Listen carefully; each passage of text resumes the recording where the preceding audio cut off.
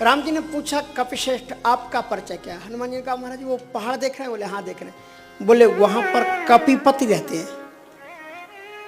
कहा Hanuman ji I am asking about you, आपके बारे में मैं पूछा हूं, आप कौन हैं? बोले सो सुग्रीव, वो जो पहाड़ है उसमें एक सुग्रीव नाम का एक वानर रहता है, वो भी महाराज ऐसा वैसा नहीं है, कपिपति है। सो सुग्रीव दास तवा। तो बोले क्या करें? कहा ते ही सननाथ, मेरी आपसे प्रार्थना है कि आप चल करके आप उससे मित्रता करो। राम जी ने कहा हनुमान जी आप विचित्र बातें करते हो, विपरीत विपरीत बातें हैं। एक और आप कह रहे हैं वो दास है, तो दास का स्थान चरणों में होता है और मित्र बगल में बैठता है। और यदि वो दास है तो उसे मेरे पास में आना चाहिए या मुझे उसके पास में जाना चाहिए, ये भी आप मुझे समझाओ। अब आप कह रहे हैं कि वो मेरा दास है, अब मैं उससे मित्रता कर लूं। हनुमान जी ने कहा आपके सरकार तीनों तर्क आपके बिल्कुल सही है। ये बिल्कुल ठीक बात है कि रोगी डॉक्टर के पास में जाता है, डॉक्टर रोगी के पास नहीं आता, लेकिन कभी कभी ऐसी विषम परिस्थितियां व्यक्ति के जीवन में पैदा हो जाती हैं जब रोगी चलने के योग्य ही नहीं रह जाता है, इतना ज्यादा बीमार हो जाए, तब तो सरकार डॉक्टर को ही अपनी पेटी आधा लेकर के बीमार के पास जाना पड़ता है। और आप भी डॉक्टर ही हो। संतों ने कहा है भवरोग वैद्यम भवाब्धि पोतम, सांसारिक रोगों को नष्ट करने के लिए है प्रभु जी आप ही सबसे बड़े वैद्य। इसलिए और वो इतना मरीज है, इतना मरीज कि पीपर पात सरस मन डोला। जैसे पीपल के वृक्ष को कभी देखना, महाराज श्री ने तो अश्वत्था सर्व वृक्षाणाम, इन वृक्षों की आवश्यकता है। पीपल के वृक्ष, तुलसी के वृक्ष। जापान के एक मैगजीन में मैंने एक लेख पढ़ा था कि ये जो पर्यावरण प्रदूषित पर्यावरण हो रहा है और उसकी परत धीरे धीरे सघन होती जा रही है, मनुष्य की आयु घटती जाएगी, मनुष्य रोगी होता जाएगा, ये तमाम कोरोना वगैरह उसी की देन है। और इससे बचने के जो साधन बताए हैं तो उसमें जो महत्वपूर्ण 5 वृक्ष बताए हैं उनमें सबसे पहले तुलसी जी का नाम है। इसलिए हर एक भगवत भक्त को अपने घर में तुलसी जी तो लगाना ही चाहिए। सुदामा जी महाराज जब आए हैं तो उनको बड़ी चिंता हुई, यहां हत्यो तुलसी को बिरवा अब बहु गाज खड़े, मेरा तुलसी का पौधा कहां गया। अश्वत्थ वृक्ष, अश्वत्था सर्वक्षाणाम, पीपल वृक्ष को भगवान कृष्ण जी भगवद गीता में कहते हैं 10वें अध्याय में कि मैं वृक्षों में अश्वत्थ हूं।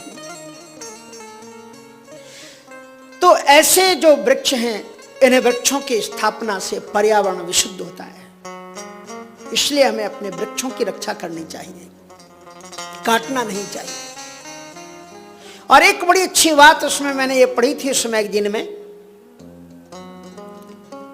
कि घर अगर कच्चा हो, कच्चा होना चाहिए। कच्चा अगर पूरा घर ना हो तो रसोई घर को कभी पक्का नहीं रखना चाहिए, कच्चा बनाना चाहिए। और अगर आप भैंस के या किसी अन्य क्रीचर के गोबर से आप लेपते हैं तो 12 घंटे तक रसोई घर के वेजिटेरियन होने चाहिए वो जीव जंतु, ऐसा नहीं मांस भक्षी नहीं। तो उनके गोबर के लेपने से 12 घंटे तक दूषित कीटाणु हमारे घर के अंदर में रसोई घर में प्रवेश नहीं कर सकते। लेकिन अगर गौ माता के गोबर से आप लेपें तो 72 घंटे तक कोई भी दूषित कीटाणु आपके रसोई घर में प्रवेश नहीं कर सकता। ये उपचार है। वहां पर प्रयोग किया गया टीबी के रोगों को, कैंसर के रोगों के लोगों के लिए उन्मुख गाय के उपलों पर बनी हुई रोटी खिलाना, वहां अरबों खरबों डॉलर का खर्च है और तुम्हें सहजता में मिल रहा है, उसका आप उपयोग नहीं करते।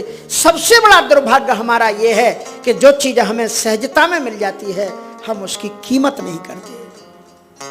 कैसा भी आपको बीपी रोग हो, आप गौ माता के पास में आओ, 10 बार केवल हाथ ऐसे ऐसे फेरो।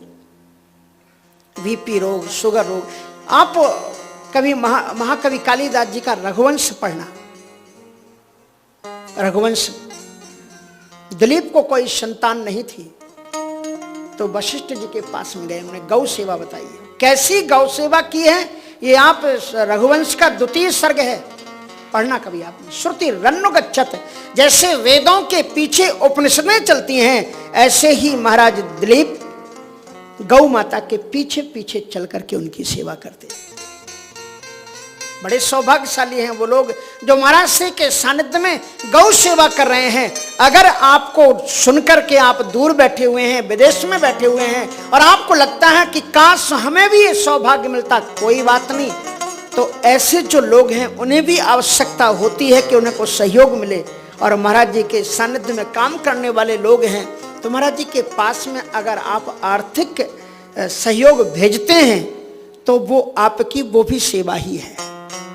जो आप दान भेजते हैं, डोनेशन भेजते हैं, क्योंकि ये इतनी गायें, अच्छा ऐसा नहीं कि जो जर्सी गायें हैं और जो देशी गायें हैं, देशी गाय की जो पहचान होती है वो सींग होता है और ककुद होता है पीछे। जैसे मंदिर बनाते हैं ना, तो मंदिर में जो गुंबद होती है वो ही गुरुत्वाकर्षण करके आध्यात्मिकता की सुरक्षा करती है। पृथ्वी डगमगाती नहीं है और सुरक्षित रखता है मंदिर।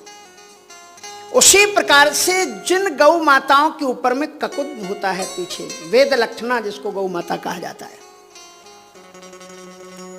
वो गुरुत्वाकर्षण से चंद्रमा का अमृतत्व और सूर्य की प्रभा दोनों को समेट करके अपने दुग्ध में औषधि बना करके आपको अमृत बना करके देती हैं। इसलिए केवल देशी गौ माता का दूध ही अमृत है और दूसरा कोई भी दूध अमृत है नहीं।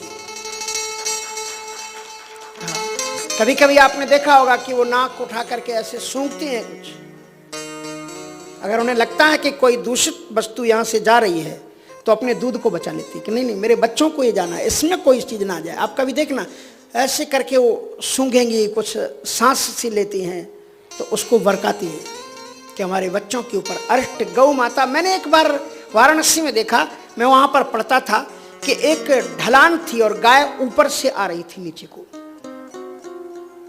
अब ऊपर से गाय, एकदम सीधा ढलान था, बड़ी तेज गति से गौ माता आ रही थी और इधर बिल्कुल छोटी सी गली थी। अगर आप कभी वाराणसी जाना तो ब्रह्मनाल, मैं तो वहीं पर रह करके पढ़ा। मणिकर्णिका घाट में मुर्दे बहुत आते हैं, लाइन लगती है हमारे वहाँ, जगह जगह पर राशन की दुकान और जगह पर जिंदे लोगों की लगती है, वहां पर मुर्दे लोगों का श्याम मरणान्न मुक्ति है। केवल दुनिया में काशी एक ऐसा शहर है जिस शहर में मृत्यु को भी महोत्सव माना जाता है। मरणम मंगलम यत्र सफलम यत्र च जीवनम।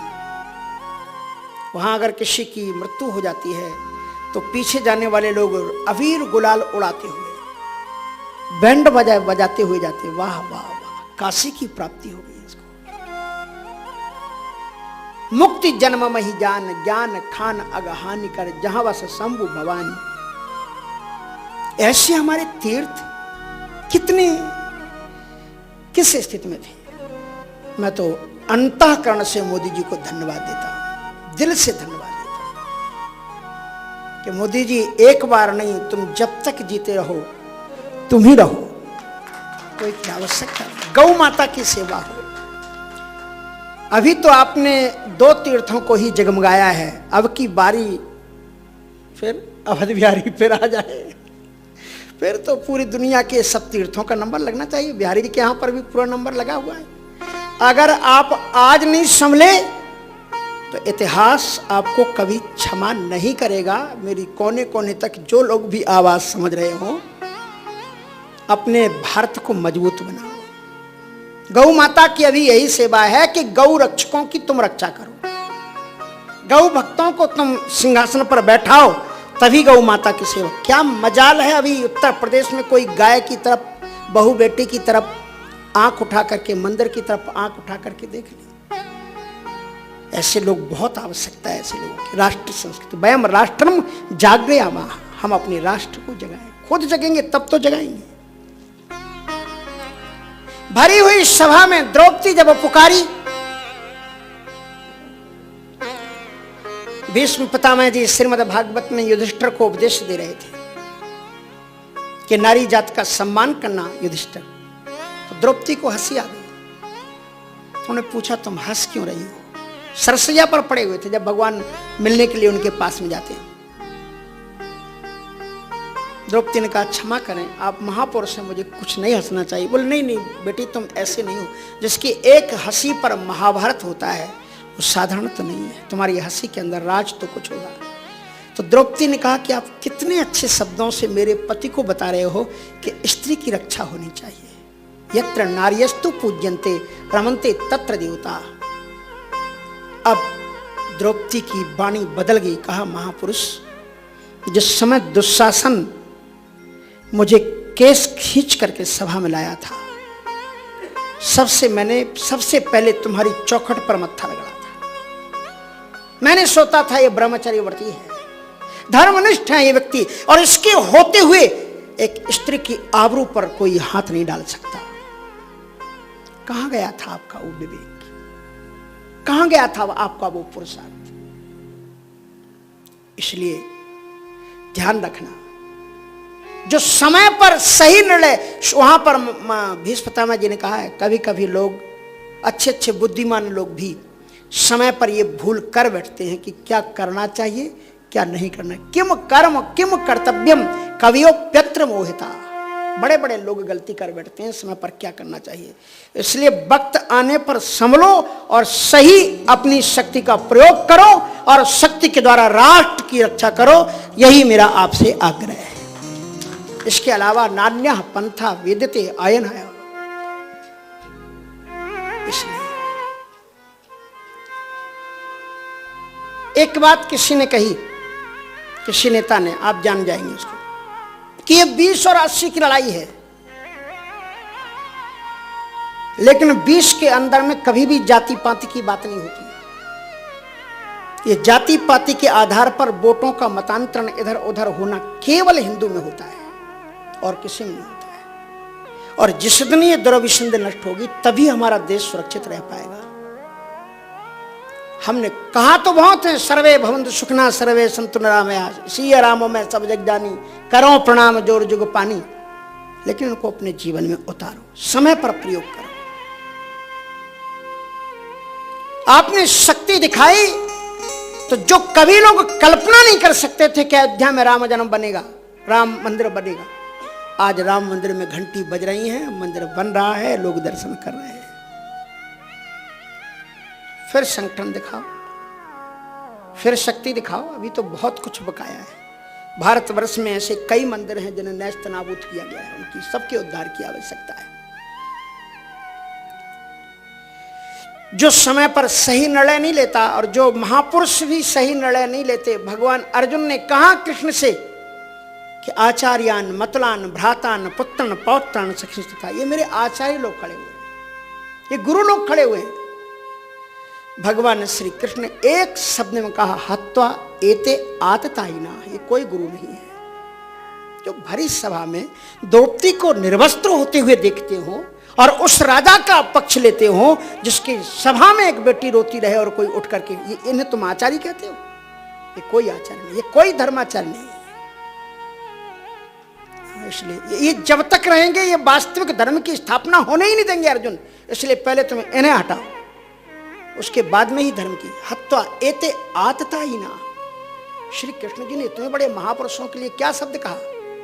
जो समय पर आपको सही राय ना देते हो और जो समय पर आपको उचित बात ना कह सकें, डरें, ऐसे लोगों से राष्ट्र की रक्षा होने वाली नहीं है।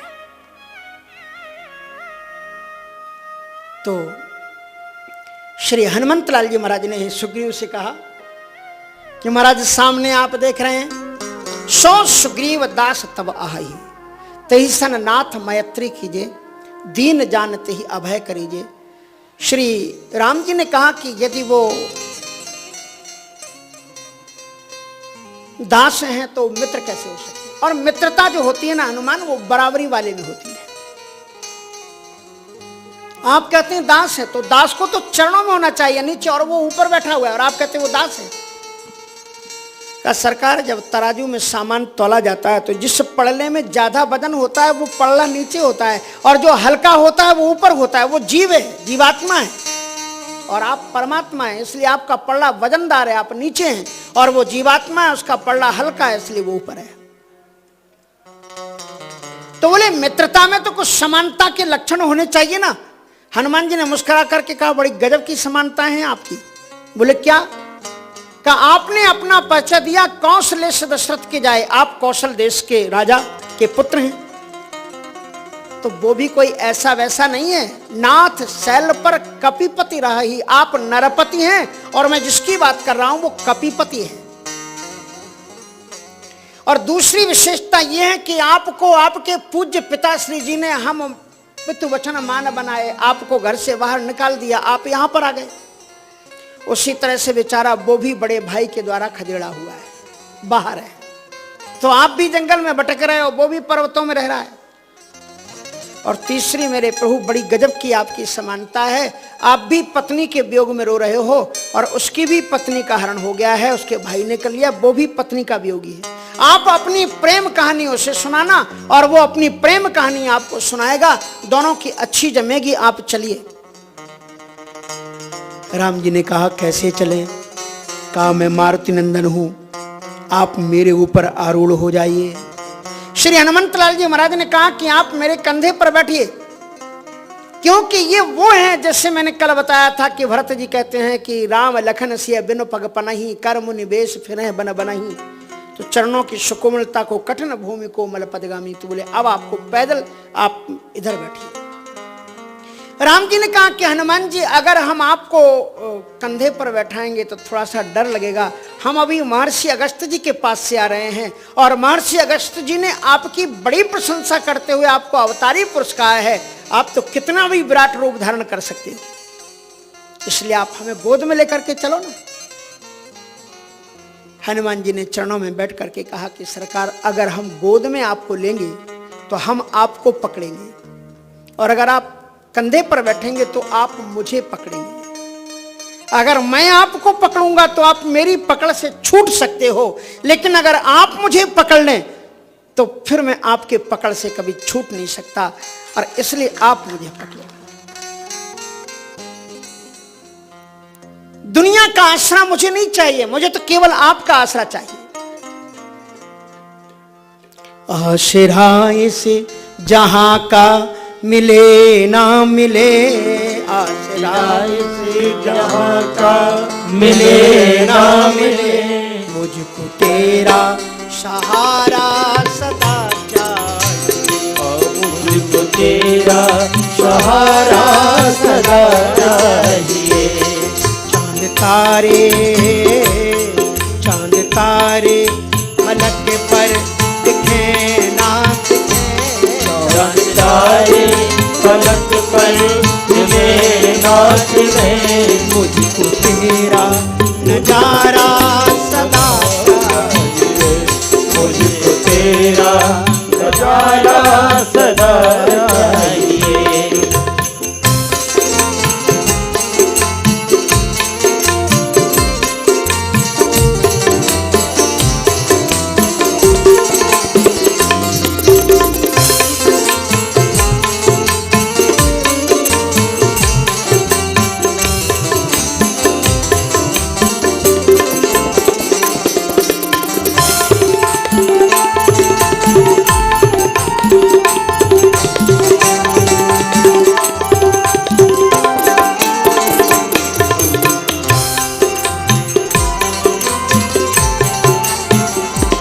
यहाँ खुशियाँ है कम और ज्यादा है गम, यहाँ खुशियाँ है कम और ज्यादा है गम, चारों वसीतर हमें ही हरम, और जहाँ देखो वहाँ है भरम ही भरम, जहाँ देखो वही है भरम,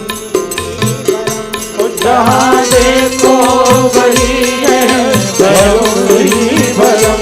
यहाँ खुशियाँ है कम और ज्यादा है गम, जहाँ खुशियाँ है गम और ज्यादा है गम। जहाँ देखो वही है भरम ही भरम। जहाँ देखो वही है भरम ही भरम। मेरी चाहते की दुनिया बसे ना बसे। मेरी चाहते की दुनिया बसे ना बसे। मेरी चाहते की दुनिया बसे ना बसे। मेरी चाहते की दुनिया बसे ना बसे। बसेरा तेरा मेरे दिल में बसेरा तेरा चाहिए। मिलेगा मिले आसरा मिलेगा मिले मुझे तेरा सहारा सदा चाहिए। मुझको तेरा सहारा सदा चाहिए।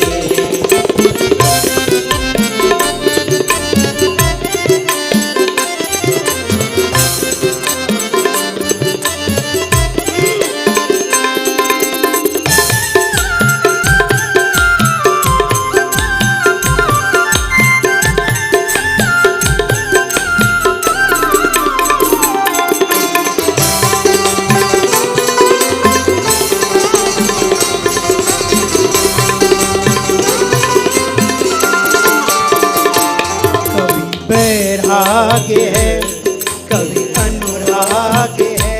कभी बैराग है कभी अनुराग है। कभी बैराग है कभी अनुराग है। कभी बैराग है कभी अनुराग है। जहाँ बदले हैं माली वही बाग है। जहाँ बदले है माली वही बाग है। जहाँ बदले हैं माली वही बाग है। जहाँ बदले है माली वही बाग है। पाँव मेरे थके हैं चले ना चले। पाँव मेरे थके हैं चले ना चले। पाँव मेरे थके हैं चले ना चले। पाँव मेरे थके हैं चले ना चले। दिल में इशारा तेरा था। मेरे दिल में इशारा तेरा चाहिए। आश्रय से जहाँ का मिले ना मिले आसरा जहाँ का मिले ना मिले मुझे तेरा सहारा सदा चाहिए। मुझको तेरा सहारा सदा चाहिए।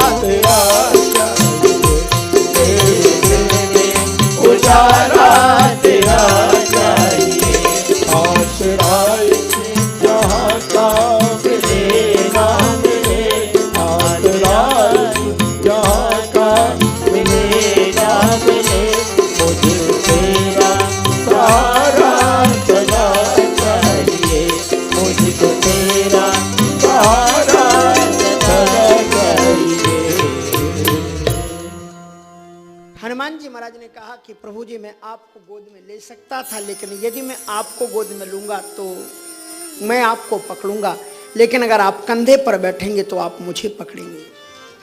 इसलिए